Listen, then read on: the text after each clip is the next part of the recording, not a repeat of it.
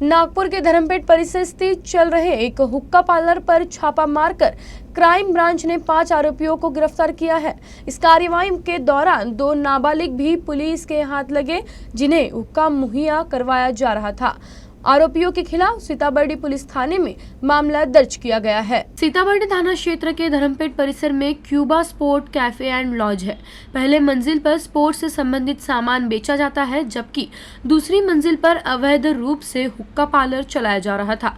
Building का licence Praful Chaudhary के नाम से था, जिसने उसे तौहीद शेख को चलाने के लिए दिया था।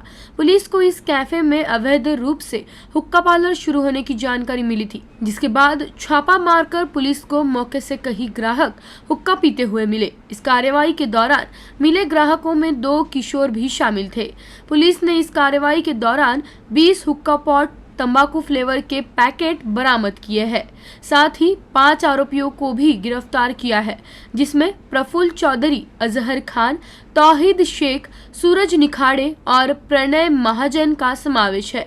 पकड़े गए सभी आरोपियों को आगे की कार्रवाई के लिए सीताबर्डी पुलिस के हवाले किया गया है। आपण तिथे कारवाई केलेली आहे आणि ते जे मालक आहेत प्रफुल्ल चौधरी यांनी तौहीद खान यांना लायसन्स ट्रान्सफर केलेला आहे, म्हणजे भाड्याने दिलेला आहे। पण तिथे त्यांच्याकडे जे लायसन्सच्या संदर्भातल्या अटी शर्ती आहेत त्याच्यामध्ये कुठलंही अवैध काम करणं अपेक्षित नाही आहे त्यांच्या लायसन्समध्ये दिल्याप्रमाणे।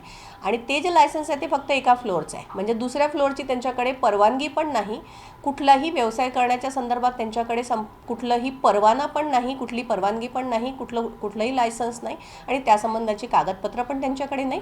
या व्यतिरिक्त आपल्याला त्यांच्याकडे 2 18 वर्षाच्या कमी वयाचे मुलं तिथे मिळालेले आहेत, ज्यांना ती विक्री केल्या जात होती।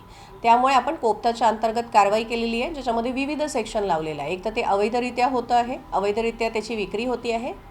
दुसरं त्यांच्याकडे जो फ्लोअर आहे त्याच्या संदर्भामध्ये आणि त्या दुकानाच्या संदर्भामध्ये त्यांच्याकडे लायसन्स पण नाही आहे। आणि तिसरं ते नाबालिग व्यक्तींना त्याची विक्री करत